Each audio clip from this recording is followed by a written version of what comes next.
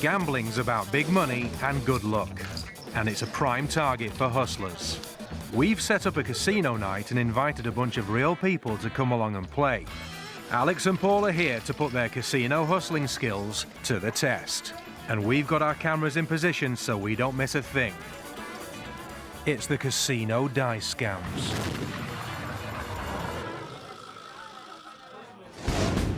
Although it looks complicated, the rules are quite simple. The players can bet on a wide range of possible thrown combinations. But if they roll a 7 or 11 on the first throw, they win instantly. And tonight, Alex and Paul are on a winning streak. But knowing our boys, they're probably not playing by the casino's rules.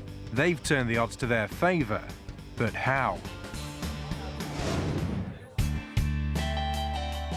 There are many ways to make a die favorable for a cheater.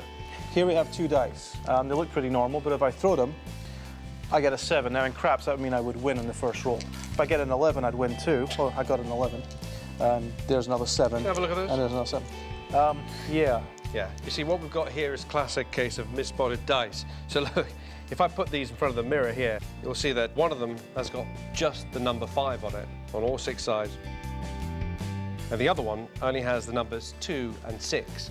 Therefore, however many times you roll these, you'll only get a 7 or an 11, which is a winning throw in craps. All these dice have been used to scam casinos in different ways. Missed spots, bad shapes, and some are even loaded with weights. And this is a completely clear die, but if you spin it, you can tell it just isn't right. That's just not right. Wobbly. Back in the casino, Alex and Paul are scamming the game using loaded dice. They're winning big and the house hasn't noticed. But how do they get their own dice on the table? I want to show you what I did at the live game that we had. All I did was reach over, pick up the dice, blow on them for good luck, and just throw them. And in that simple action, I managed to switch dice. Let's see that again at the table. It's Alex's turn as shooter. He takes the loaded dice out of his pocket and then picks up the real dice off the table. As he blows on them for good luck, he makes the switch and guarantees himself a winning roll. What I'm going to do is I'm going to use these white dice just to show you how this works. So these are my loaded dice. They start off in my pocket. I hide them in my hand like this. And when I'm ready, I will reach forward, grab the dice, blow on them, and that simple process, they switched. Now I've got the red dice and my loaded dice are on the table, making me a lot of money. Of course, there are many ways to switch dice, and this is probably one of the fastest. Let's say we had a couple of dice on the table. I've got another 2 dice which I have palmed. When I make my choice, I smack them on the table like that and make a switch. That's called the palm switch, and is one of the fastest switches in any kind of sleight of hand. And this is how it works. If I do it with the white dice, you get a better idea. So these are palmed. These are passed to me. I pick 2, and I've got the white dice on the table, and I make my throw. It's as fast as that. Let's take another look at that during the game. Paul takes the loaded dice from his pocket and palms them in his hand. Then, when he picks up the fair dice, he knocks on the table and lets the fake ones fall from his hand. Now he can bet knowing he won't lose. If you look at the craps table, there is a bet on it. It's called playing the field. That's when the player wins if he throws a 2, 3, 4, 9, 10, 11, and a 12. Now, if you manage to control one of the cubes for this throw, your chances of winning that bet increase by quite a high margin. Now, it takes 2 people to do this, and very, very, very precise timing. To pull off this scam, Alex and Paul must work as a team, and it happens so fast that in the casino nobody spots a thing. Thank you. But how does it work? Paul actually gives the cue as I'm shaking the dice. He gives the cue where he wants to bet. I knock twice. I let the dice, my die go, but I keep back 1. And Paul spins out a die from under his money. Let's see that again. Laisse your base, faites vos jeux. Les jeux sont démarqués, rien ne va plus. Yes! Wow. Triple pay! Triple pay. Come on, let's see it. The hustle is all about timing and teamwork.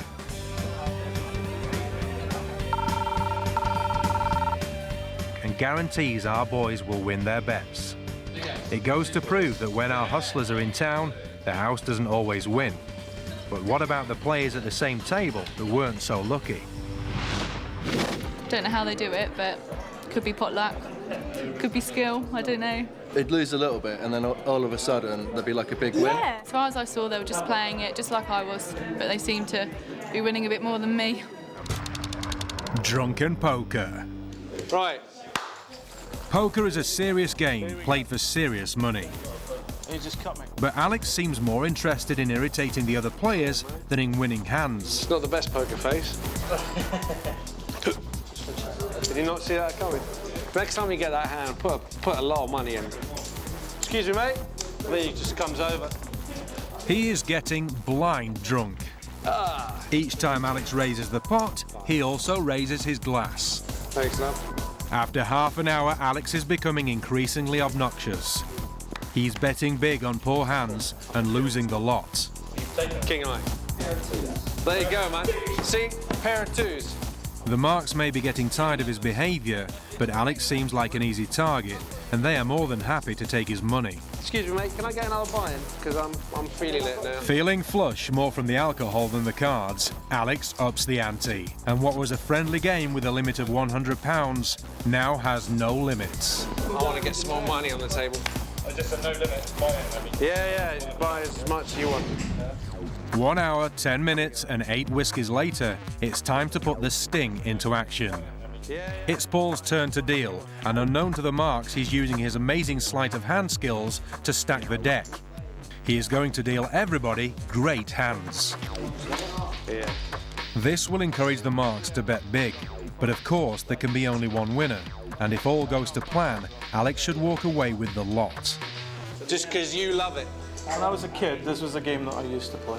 Get one more, please, love. Right. The marks see Alex becoming increasingly careless. Yeah, double scotch. As he orders another drink, Alex apparently accidentally flashes his cards. 3 jacks. Excuse me, love. The marks spot it. Can I ask you to make that, make it They know that the incredibly strong cards they've been dealt will easily beat Alex's 3 jacks. Scotch. The Glenfiddich scotch, yeah? Thanks, love. With the great cards they've all been dealt, and because they know what Alex has got, What? the marks all think they've got him beaten, and the bets in the pot suddenly get very large. 2. I'll raise 750. Ooh. Raise it 750. Cool. Oh, I like it. What do you want? I'll have 2. They have one chance to swap some of their cards. Paul's stacking of the deck makes sure that each of them gets exactly what they need to turn their good hands into amazingly strong hands and lure them all further into the hustler's scam. There's a final round of betting, and thanks to the cards everyone got dealt by Paul, the stakes go even higher. Remember, Paul has dealt everyone what they think is a very strong winning hand. After several unexciting rounds, things have suddenly become very, very interesting. What have you got? I've got you, and you. No, I reckon I've got you. I love it. I love it. Big talk. I love it. I love it. I've definitely got you in. If you got me beat, I'm sick. I want to go all in. Alex puts everything in the pot, but as they saw his 3 jacks, the marks all think they've definitely got a stronger hand. There is now over £1,500 in the pot. The stakes are high, and the tension around the table is even higher. It's crunch time. The players must now reveal their cards. If Paul has dealt them correctly, this should prove interesting. I want to fold down. So who's seen who? I've got a Queen queen high flush. high flush. Queen high flush. Not a bad hand. Another excellent hand. Which is the monster hand. What you got? Do I? Now it's time for Alex to reveal his cards. Yeah. Got queen, got 10, got 9, and I got an 8.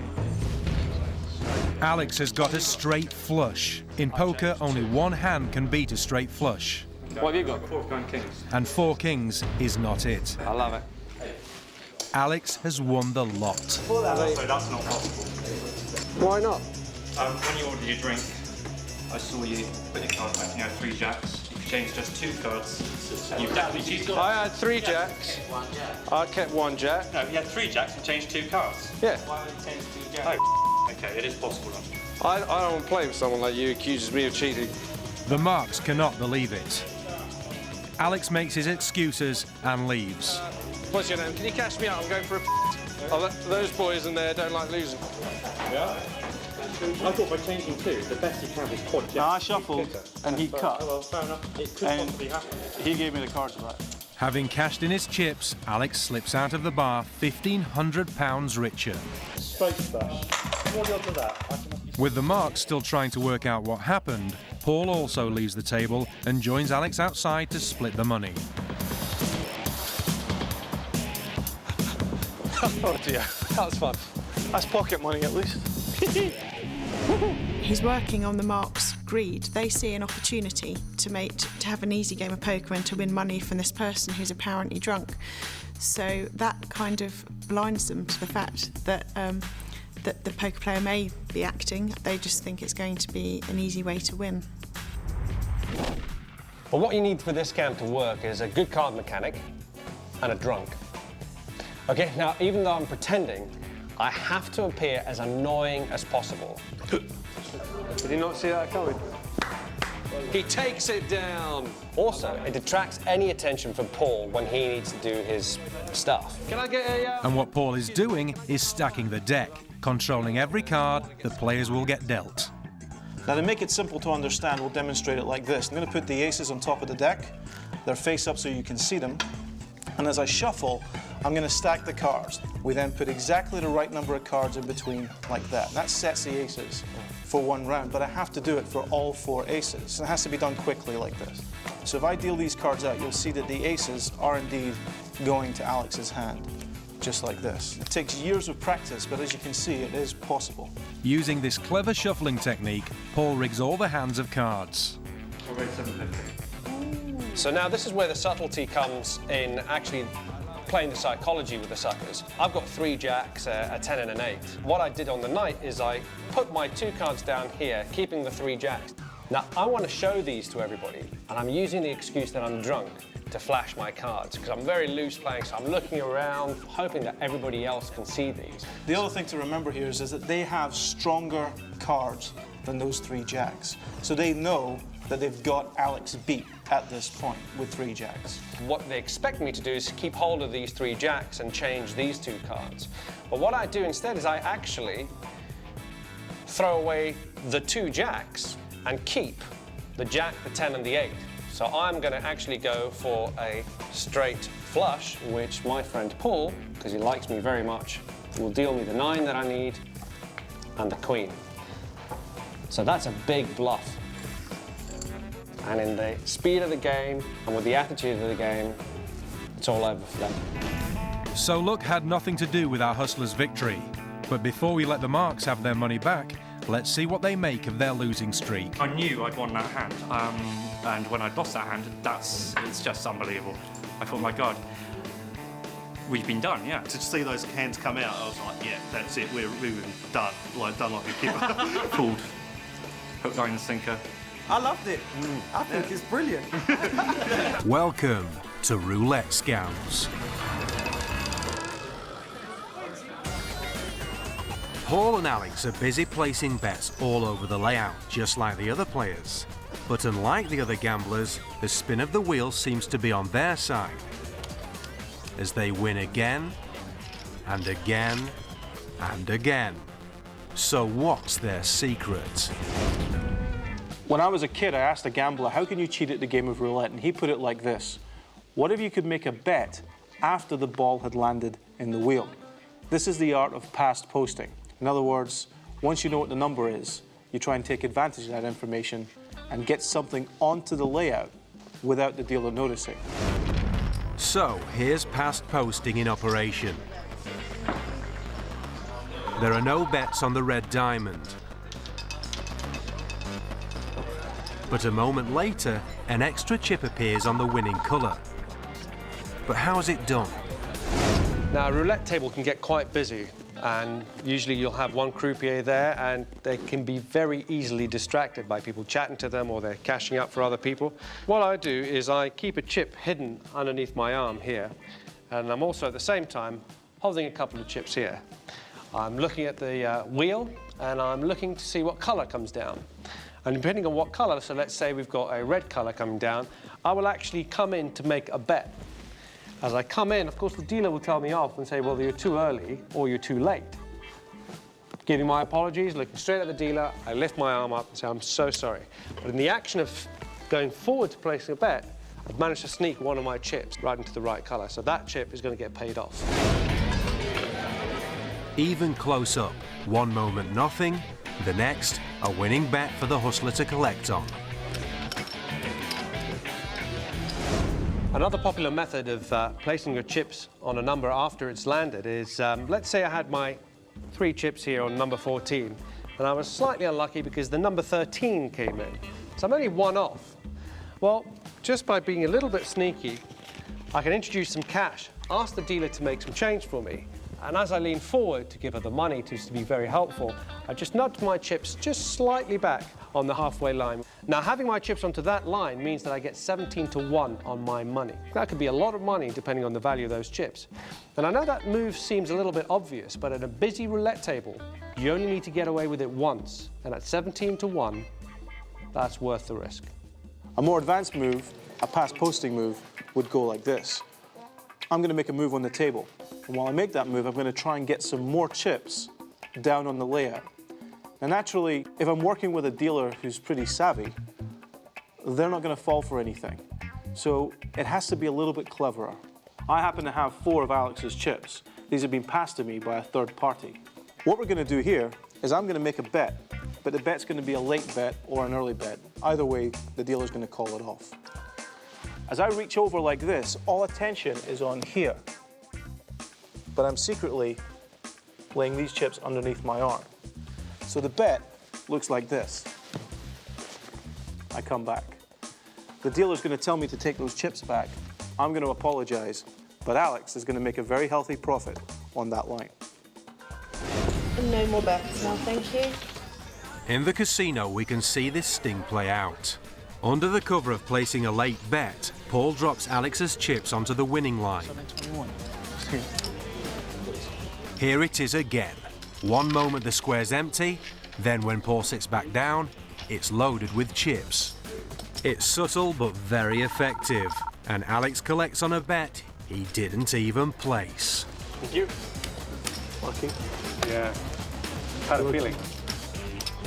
We can actually take this idea one step further. If we put a bet down here for Alex, then he's going to make a lot of money. If I can get it on a number that hits, we're going to make an awful lot of money. How do we do that? Let's imagine there are some bets down on number 32. We don't happen to have a bet on that number. But I'm ready with 2 of Alex's £100 chips underneath my stack.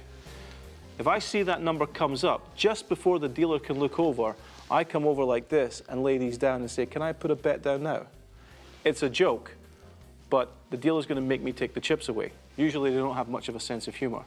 But I only take my chips away, leaving these over here.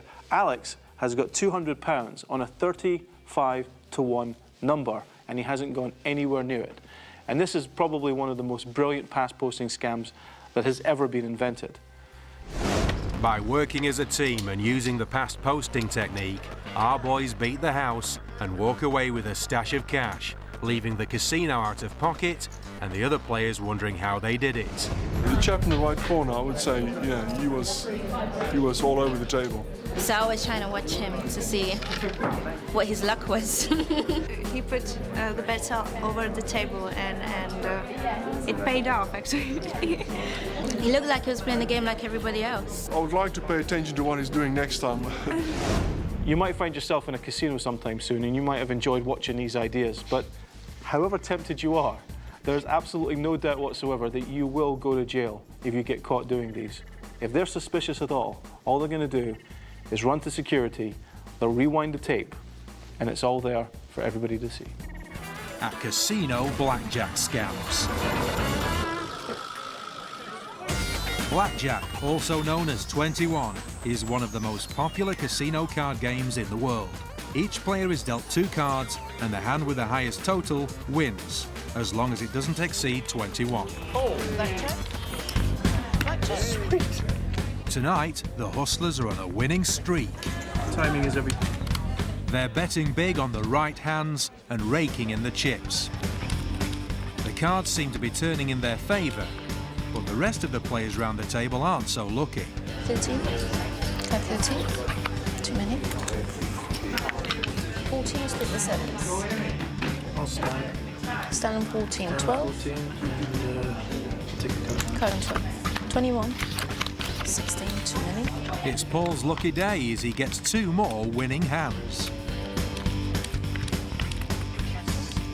Next round, and Alex is dealt blackjack, and Paul gets 2 aces.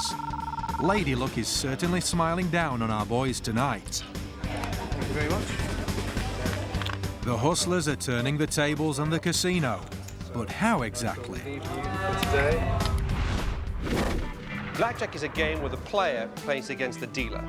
The object is to get as close to 21 or less. Anything above 21 is a bust. There are various ways of beating the game. One of the most famous ones is called card counting. I'm going to explain to you how card counting works. I've got 2 piles of cards here. These are the very high value cards, so we've got kings, all the 10 value cards plus the aces. These are very good for the player. It means you can hit a lot of 20s, a lot of blackjacks, a lot of high values. These are the lower value cards, anything from the 9 all the way down to the 2. These are not so good for the player. So just to make it a little bit clearer, what I've done is the high value cards are all red on the back and the low value cards are all blue. I'm going to give these a shuffle. Okay, so this is what the deck looks like when the cards are mixed. So if I were to take some low value cards out, let's say I take these ones as well. Right now, the deck is actually quite favourable for the player because it contains a lot of high value cards. This means that Paul and I would be betting quite high right now because there's a higher percentage that we're going to hit 20s, blackjacks. Okay? Now if the reverse was true, if we take some of the high value cards out, give that a shuffle. So now the deck looks like this. This has got way too many lower value cards in it. This is where we would bet quite low. So, rather than memorise all the cards individually, all the Hustler needs to do is keep a mental tally of how many good cards, that's 10 and above, and how many bad cards, between 2 and 9, have been dealt to know whether they've got good odds of getting the cards they want and winning the game.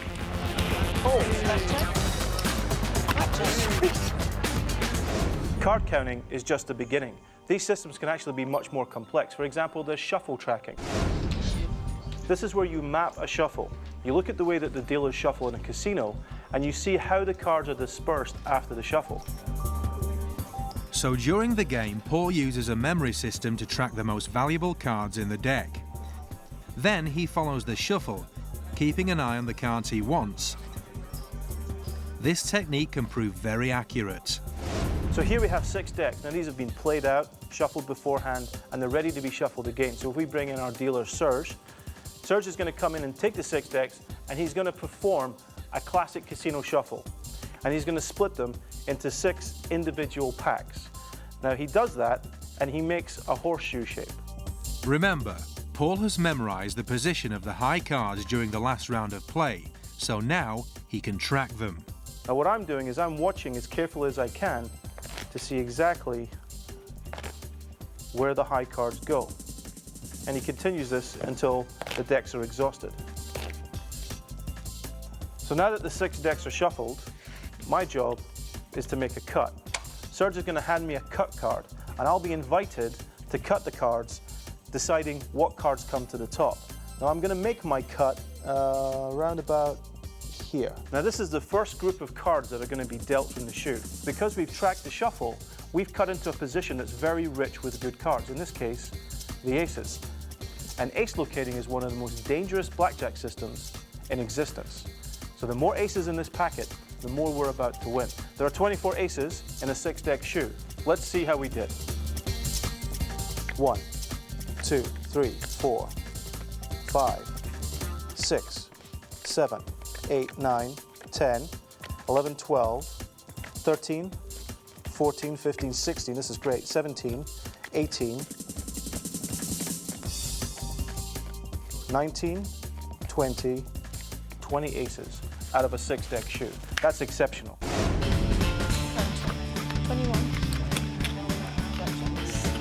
Thank you very much. The interesting thing about systems like this, ace locating, shuffle tracking, card counting, they use mathematical principles to tell you the quality of the cards in play, but they're not actually illegal.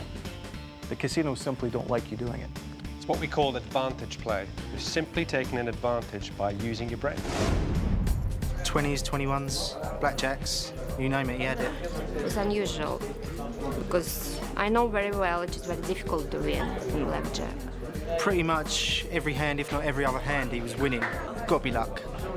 Got to be luck. The way the cards have been drawn out, it's got to be luck. Not all crooks who walk into a casino are there to rip off the house. Some of them are there to take your money or your chips. Can I get a hard six, please? Hard six. Thank you. Chips are casino currency, and there can be thousands of pounds worth on the tables at any one time, making this a lucrative scam for our hustlers. Around a craps table is a perfect opportunity to steal somebody's chips because a craps table gets quite crowded. People usually use these rails to keep their chips. It's very animated. People are leaning back and forward, placing bets on the layout, taking bets off, getting paid off, reaching for the dice, throwing the dice. So this is a perfect little steal. I'm going to place a small bet, and I want to place it in the middle of the layout. So what I do is I lean forward. And I might even ask the dealer to the left or to the right, saying, can you place this one on a hard 8, please? Now, as I'm leaning forward to be helpful, my other hand just slides over and I just steal these chips from the person on my left. Those chips get hidden in my hand, they're right here, and I can put them either back on my rail because it wouldn't be unnatural, or I can just stick them in my pocket. In the casino, we can see this sting in operation. Under the cover of placing a bet, Alex has stolen some chips. Here it is again. That's £50 worth of chips, easily pocketed. Stealing off the rail is a classic way to take chips at a craps table, but a much more brazen way is to steal chips from the layout itself, from the craps table. Back in the casino, Paul's placing a bet, and he's doubled his money before he even rolls the dice. But how? Let's say someone's just made a bet. Now that's a hefty bet. There's a lot of money in there. Each one of those chips is worth, say, £100. I come up to the table, I want to make a bet too. I'm not going to bet quite so much. Instead, I'm going to bet about £20. I come down and I say I'm going to have £20 on the field. As I make that bet and leave the money there, I steal 2 chips from this player. So even if they win, they've lost out on £200 worth of betting. Now this particular steal has made some people an awful lot of money. In the casino, we can see this scam play out. Another player has placed 4 chips on the table, and as Paul places his bet, he swipes the top 2 chips off their stack. Let's see that again. That's a result for Paul, and the banknotes mean the steal is hidden from the croupier and the other players. And there's another method of stealing chips that happens right under the other gamblers' noses. At the blackjack table, Alex seems like a well-wisher, but really, he's chip stealing. Listen, good luck. Yeah. Chip thieves operate in every single part of the casino and are incredibly creative. The next scam was invented by a girl who used it for years before she was caught. It was very clever. What she used to do, she used to take a glass and put something sticky on the bottom. She would stick it like this, make sure it's stuck there. Now, she would have an opaque liquid, so you couldn't have water or anything because you'd see the sticky stuff. In the action of wishing people good luck, she would just tap their chips. And by just tapping the chips, one of them would become stuck to the bottom of her glass. Now imagine this chip was worth £100 or so. She could do this all night and make thousands. In the casino, Alex seems like a nice guy. Good luck. Yeah. But really, he's just stolen £100. Here it is again. That's another easy win for the hustlers. Now there are very bold ways to steal from the table as well. The player beside me, in this case it's Alex, has a bunch of chips here. These chips all belong to Alex. Now I've moved mine to the side.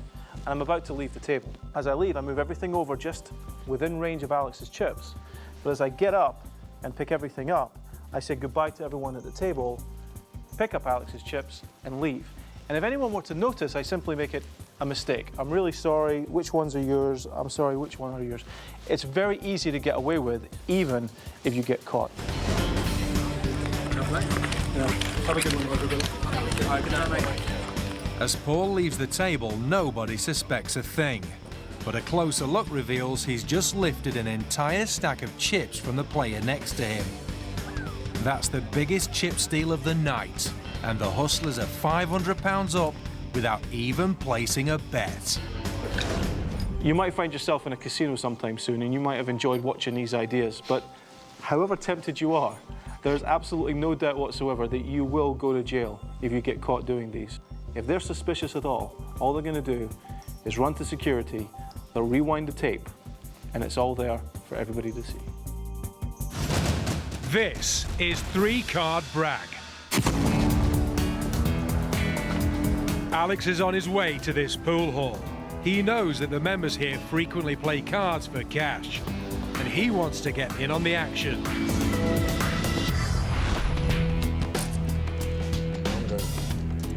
Alex has worked his way into a game with this group of guys.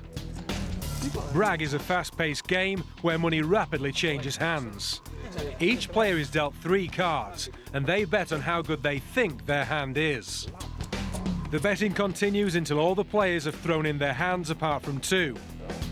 When one player calls, they both show their cards, and the highest hand wins. If a player doesn't look at his hand, it means he's playing blind. Blind. And everybody else has to put double the money into the pot.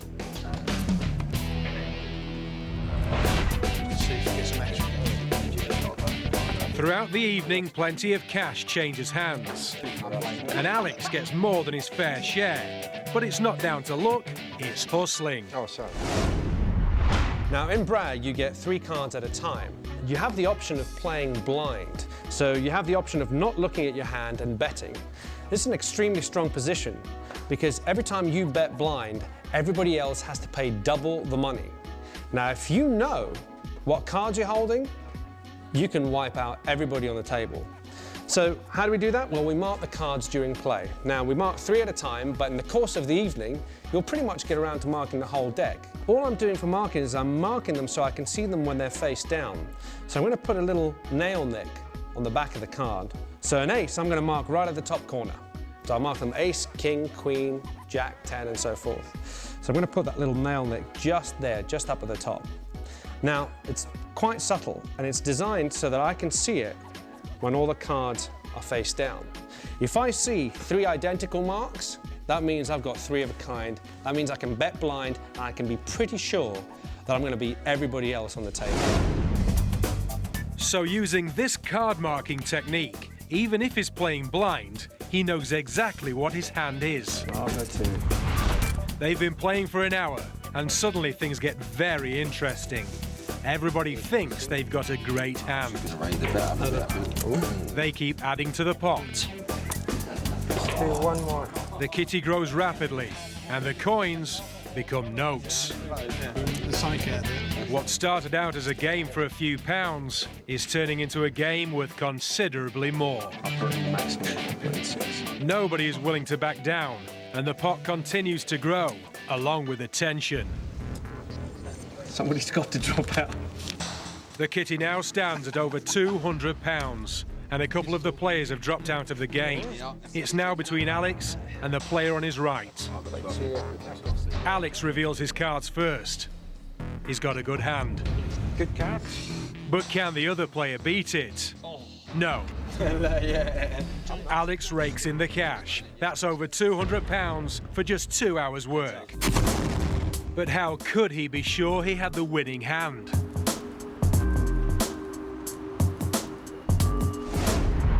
One of the techniques I used to cheat at Brag was using what we call a shiner.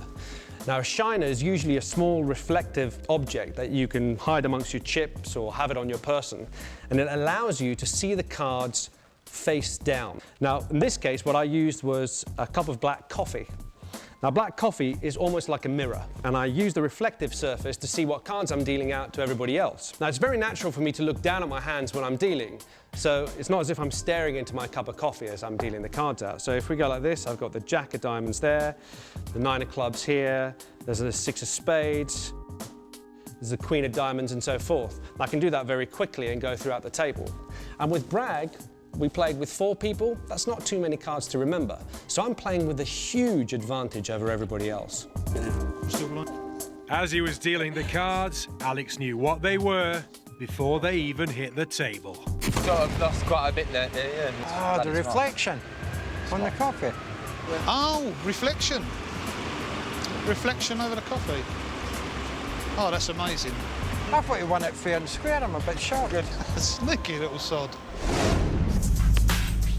You know, all games can be cheated, but the rules of 3-card brag make it particularly easy to beat the game. The secret is to make sure you know who you're playing and whether or not you can trust them. This is cheating at gin. Where there's a market, there's cash in hand, and Paul's here to get his hands on some of it. He's looking for a mark to play cards with, and where better than the local caff. It doesn't take him long to convince a regular to play a few hands of gin. And to make things interesting, there's money at stake. To see who deals? Go on, you can go. Yeah, I'll trust you. Each player is dealt 10 cards. The aim is to get rid of your cards by forming runs, which are 3 or 4 cards of the same suit in numerical order, or the same value. For example, 3 nines. Once you have a group, you lay them down. And he's off.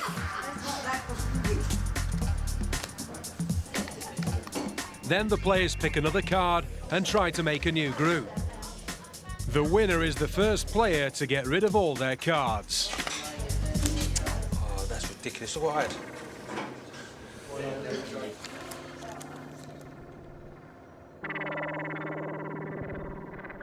After several games, Paul's already fleecing the mark. He's winning hand after hand. How's he doing it? How bad can it be? How bad can it be? Yeah. During the course of the game, you pick up cards, you select them, and you throw away. Now, as we're going through this process, what I try and do is pick up an extra card. And what I've done is when I pick up 1, I actually pick up 2. This is called the gin pick. It works like this. As I reach down, I press down on the deck, and I come up with extra cards. And these cards are offloaded here, as this card is slid in. So I have a massive advantage from the outset. This is what the mark saw. Absolutely nothing. But from the back, we can see that Paul has added an extra card to his hand and in the process gained an advantage. The gin pick increases Paul's chance of winning. When it's his turn to shuffle and deal, he wins every single time. Double the bet? Since we're here anyway? Go on. Double the bet? Go on. As long as you're not hustling, mate. No. Is the mark suspicious of Paul? See, now that's a shuffle. No, but he should be. Paul has controlled all the cards and dealt himself a perfect hand. The game's only just begun, but he already has the mark beat.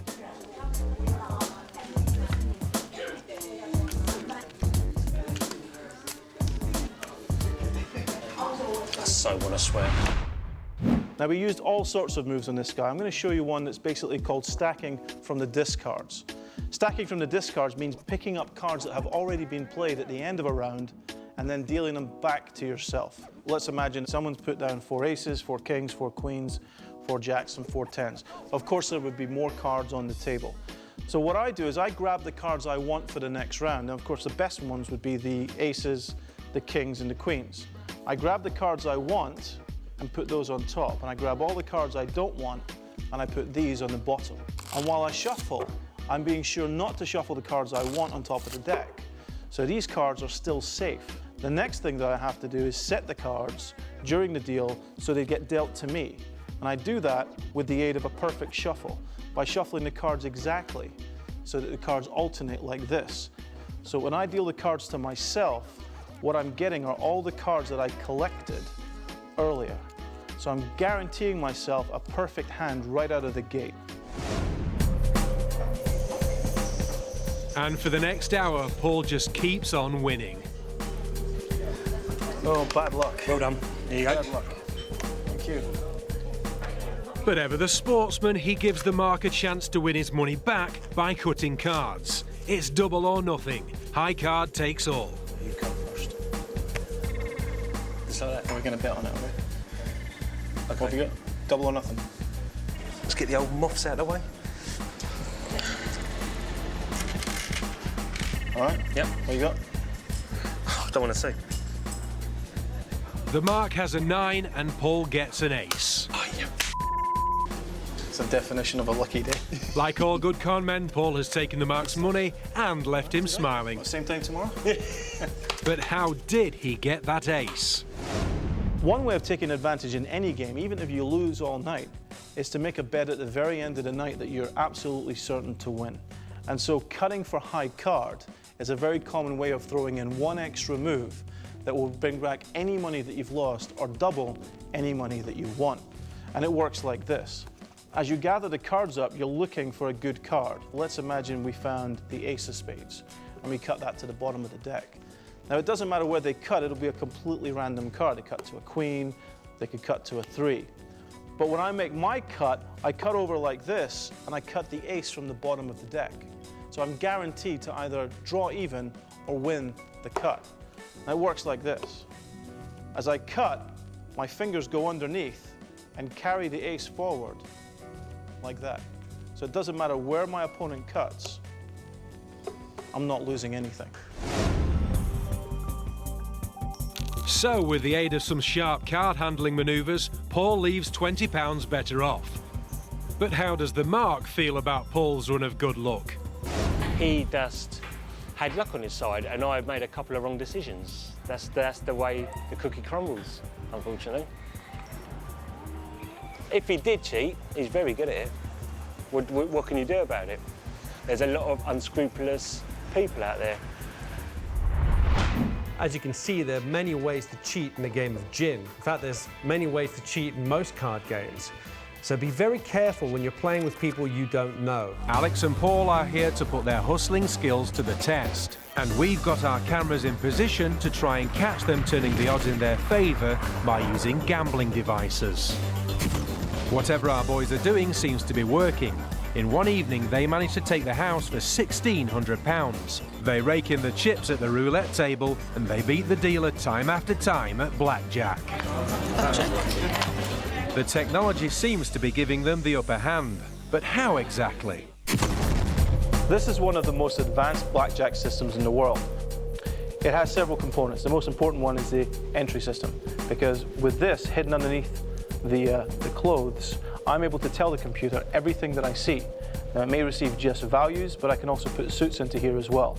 Now, the way that we've played it here is something called the big player scam. A bunch of players are sitting at every single blackjack table in the casino, and every one of them has one of these hidden under their clothes. This is strapped to the small of the back, this is underneath the clothing, and they're coding using binary everything that they see. So one click here is for an ace, so that's ace, that's 2, that's ace and 2, that makes 3. 1 plus 2 is 3. It's complicated, but you get used to it, and after a few months, you're very fast with this system. So this player's sitting there, not doing anything unusual, playing straight blackjack, but secretly he's recording everything that he sees at the table, and the computer is waiting for an advantage. And when it spots one, it gives me a signal. I then give a signal to the big player who's walking around the casino with a bunch of money. I just have this in my ear, this little earpiece, which communicates via Bluetooth, and I wait for the signal from Paul, which in this case was Paul rubbing his collar. What that does is it calls me over to the table. Now, the moment I get within range, I get the computer talking to me, and it tells me what the count of the shoe is. So if it's a very high count, I need to know how much money to put down, because I will vary my bets depending on how favourable the shoe is to us. Sleight before I go home. Now, the system is advanced enough, it doesn't just tell Alex that it's a high count, it'll actually tell him exactly how to play. So if it's memorizing every single card that goes into the discard tray and then maps the shuffle so it knows where those cards are distributed, it can actually say, play box 3 and 4, maximum, one of them's going to get an ace. And it's stunning how accurate this can be. In fact, when I've been doing this, it's been very hard not to giggle when you see aces hit those hands, exactly what the computer tells you. 12 will split the aces. I guess I'm going to have to split the aces.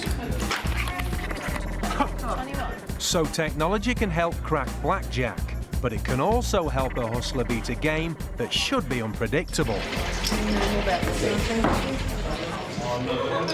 How do you beat the game of roulette? It's pretty simple. All you do is you have to calculate the speed of the ball against the speed of the wheel, using a fixed point on the tub, the roulette tub, and a fixed point on the wheel. You then have to put the calculations together, make a prediction, and then make as many bets as you can around that prediction. Sounds pretty complicated, and that's because it is.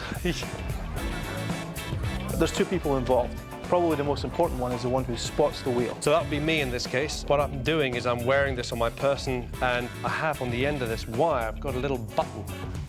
Now, this would usually be sewn into my suit, right about here at the cuff, so I can reach it very easily. So my job is to stand quite close to the wheel. I don't have to play at the table, bearing in mind that Paul and myself appear as strangers at the roulette table. So I'm looking at the wheel, and I'm timing the speed of the wheel as it goes round from a fixed point.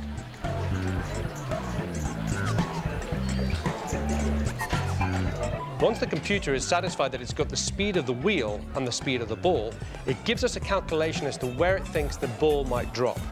Now that information comes to me via Bluetooth earpiece that I'm wearing, and it also, more importantly, goes to Paul, because Paul's also got one of these PDAs in his jacket, and he's also got an earpiece in his ear.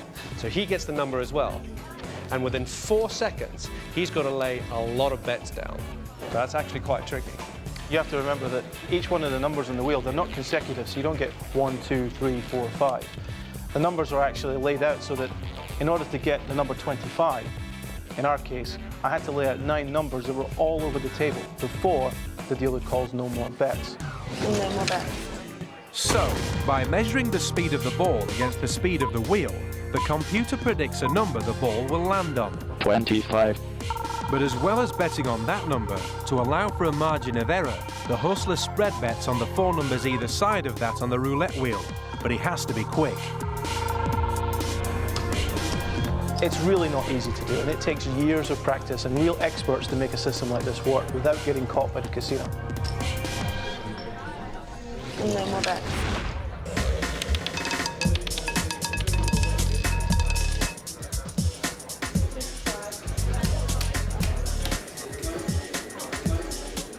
If you would go to somewhere like Las Vegas, they do have a law that says you may not use a device to aid in your decision making.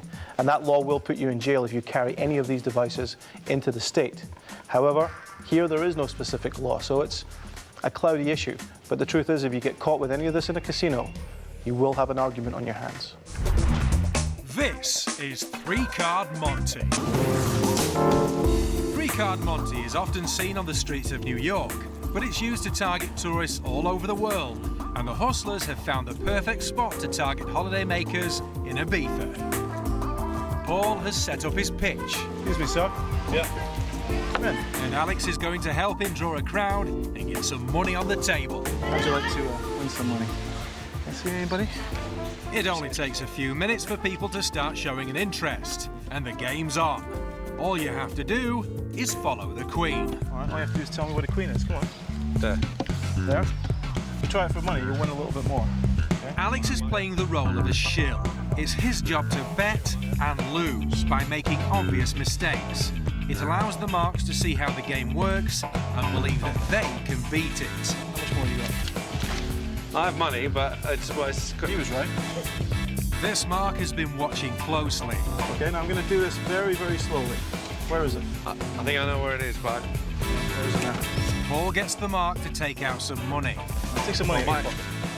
Alex bets on what is clearly the wrong card. There? Yeah. That one. And loses. Well, where is it? No, show me the other. Hold on. Show me. Paul asks the Mark where he would have bet. 20 euros. If you would have bet, where would you go? And of course, he would have been right. There, so you would have won. Only one player at a time. Let's do it again. He's now getting suckered into the game. Hold the money in your hand. Okay? We'll do it again. There's the queen.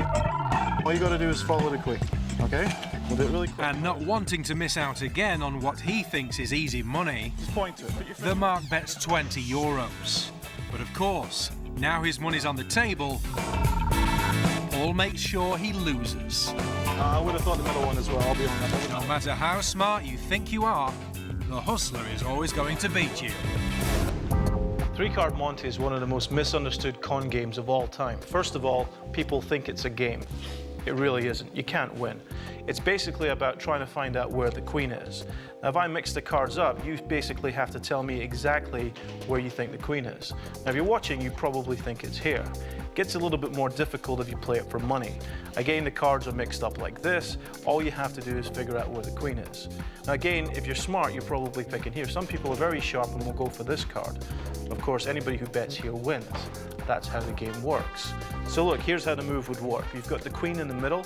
All you have to do is figure out, did I throw the queen down, like this, or did I throw the 2 above it, like that? And the thing is you can never really tell which one was thrown. So even if you know the move, you do not have an advantage. There are also so many switches in this game, you can't tell which one they're doing. So even if you know where the queen is, they can switch everything around during the game. You don't have a chance. But the really nasty part is how they get you to think that you have an advantage. And what happens is this, accidentally, sometimes somebody in the crowd will bend one of the cards. Now that's the queen. There's a tiny little bend on that queen. So you can tell it's slightly different to all the others. So as the cards are moved around, you can obviously tell which one is the queen.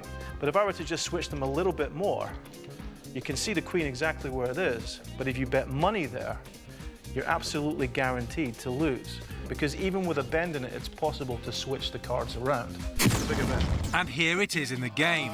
Alex bends the queen in full view of the other punters. You should have bet big time. Hold on to your money, I'll give you another chance. Here we go.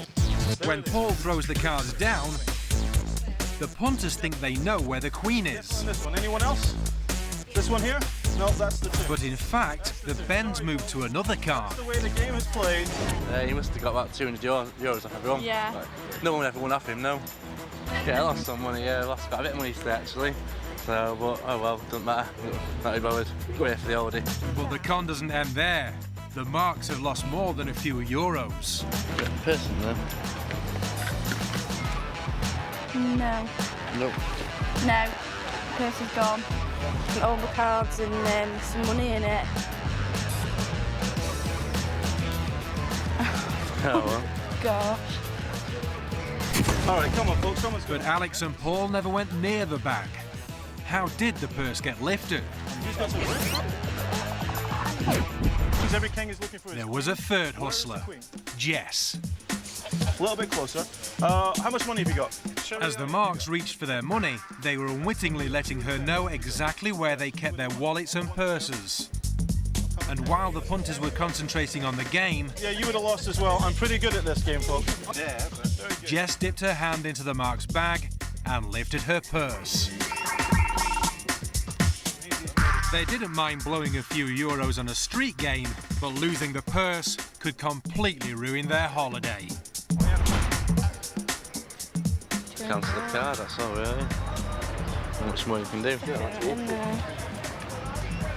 Bit good. That's it. Thank you very much.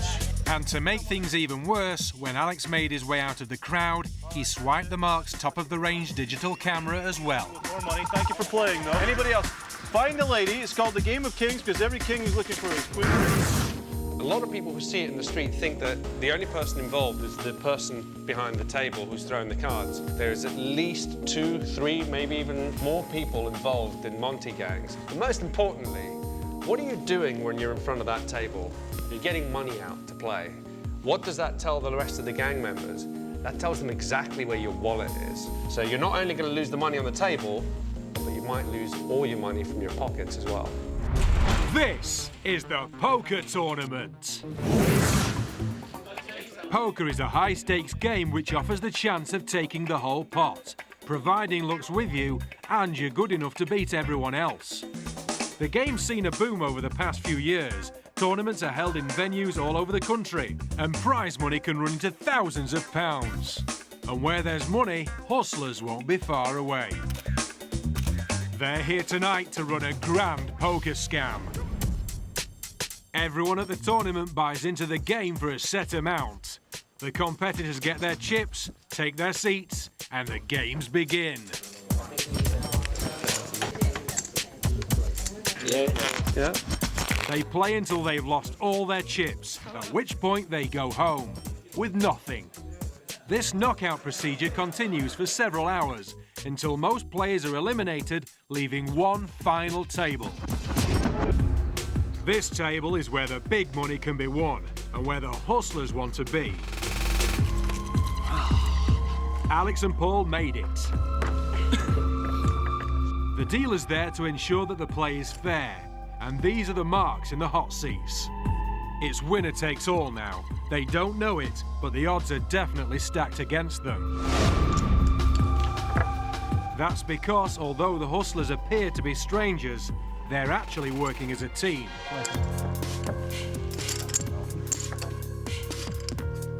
With two more.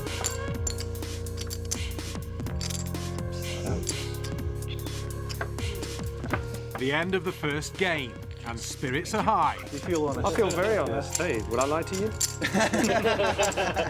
But 20 minutes later, and the laughing stopped. The game has taken a more serious turn. Will this make you feel any better? I'm thinking not. As Alex rakes in the chips again. The marks are now looking vulnerable. They only have a few chips left. And one of them is about to be eliminated. The next game goes according to plan. It's now between Alex and the mark on his left. I'll put you all in. Yep. You go all in? Yep. Alex has gone all in, meaning only one of them will survive. It's all down to who has the better hand. Oh. Full house, king's over. Full house. Alex wins. This guy is the first casualty of the game, but how did they beat him? One of the most dangerous things you'll come across on the card table is two people playing in collusion. Essentially what that means is they're playing out of the same pot because they're sharing the money. If they manage to signal each other's hands, they're playing the best hand available to the team at the time. So essentially you're playing against one player with a massive stack of money. When people collude, they do it in various levels. Sometimes they just signal the quality of the hand. So a simple, put your hand here, it's a very good hand. Put your hand here, it's a medium hand. Take your hand off, it's not a very good hand at all. We didn't just signal the quality of the hand, we actually signaled exactly what we were playing. So we always knew who had the best hand. If I were just to pitch a couple of cards to Alex, whatever he's got there, I would look at my own cards. I would then look over to see what Alex is doing. The position of Alex's hands is a pre-arranged signal that tells Paul what he's got. Ace-king suited. So in other words, an ace, a king, both the same suit. There we go. Which is exactly what he's got. Now with that kind of information, if I don't have anything as good as that, I'll throw it away. And I know that between the two of us, we're playing the very best hand. Now the Aussie's left. Yeah, it's true, he's gone. Let's see this technique play out in the game. Watch out for the signal. No longer. Richie Riches. That's it. Straight after the deal, Paul scratched his nose with his left hand, then right hand, and then touched his head. That sign informed Alex that Paul has good cards and is likely to win. Richie Riches. Alex spots it, and as soon as he can, he folds and gets out of the game. Two other players don't fancy their chances either and throw in their cards. It's now between Paul and the player on his right. They reveal their cards, and sure enough, Paul was right. He wins the hand, knocking out another player. And then there were four. Yeah. By secretly colluding, the hustlers are increasing their odds of winning and picking the marks off one by one. But there's another thing that happens between these players, which again, difficult to protect against, but also very, very difficult to conceal. it's almost obvious if you know what to look for, and that's passing chips. If we are playing from the same pot, if he's very low on chips, I don't want Paul to be knocked out of the game, because then I've lost my partner, I won't be able to signal, and I'll be playing on my own. So what I've got to do is I've got to get some of my chips to Paul. But I can't just give him some across the table, but essentially that's what I'm going to do in front of everybody. So what we would do is we would enter a hand, and then if everybody else drops out, that would be the moment that we'll pass chips. Paul will put all his chips in, I will call the bet, and then eventually I will fold my hand. So effectively, he will double his chips out of my stack. Now what that's done is it's kept him in the game for much longer, and it keeps us both very strong, so we can take on any other players on that table and be sure to win. During the game, Paul's chip stack starts to dwindle, and because the other two players have folded, the hustlers get an opportunity to pass chips. To even out their stacks and secure both their positions in the game, Alex and Paul raise the pot. Until Alex, even though he may have the better hand, folds his cards, meaning Paul takes the lot. To the marks, it looks like Paul won the hand fair and square. But really, it was all part of the hustler's game plan. So now the chips are evened out, using the signalling technique, all that's left to do is take out the remaining couple of marks. Alex's secret signal informs Paul what he's got. Paul signals back that he's got a stronger hand. 2,000. Cool. So Alex folds, leaving his accomplice to see off another of the players. Oh. Just make it a good game. Thank you, mate. And there were 3. And there were 3. 3,000. The position of Alex's hands tells Paul that Alex has a pair of 7s. Not bad. The dealer's showing a 7 and 2 aces, giving Alex a full house. Paul folds, confident Alex's hand is strong enough to win. But can the other player beat it? The king, that'll do. No. Between them, they've seen off the other 4 players and raked in over £1,000 in the process. Cheers. Now there's just the 2 hustlers left. There's no point in playing, so they agree to split the pot and cash in their chips. We'll do a deal. We'll split. Thank you. Good game. Good game. Well done. Okay. There we go. I'll be in the bar. Oh, exceptional. That was very good, yeah. Yeah, I thought they were really good players. Pretty tight. Well, I've been playing poker for a long time. I know a few cheats, but the way they do it, I don't think you'd spot it. The thing about collusion, it's very, very difficult to protect yourself against. The first thing you can do is identify who the friends are in a game. They're the people most likely to take part in something like this. I'm not saying everybody who's friends colludes actively in poker tournaments, but it does happen.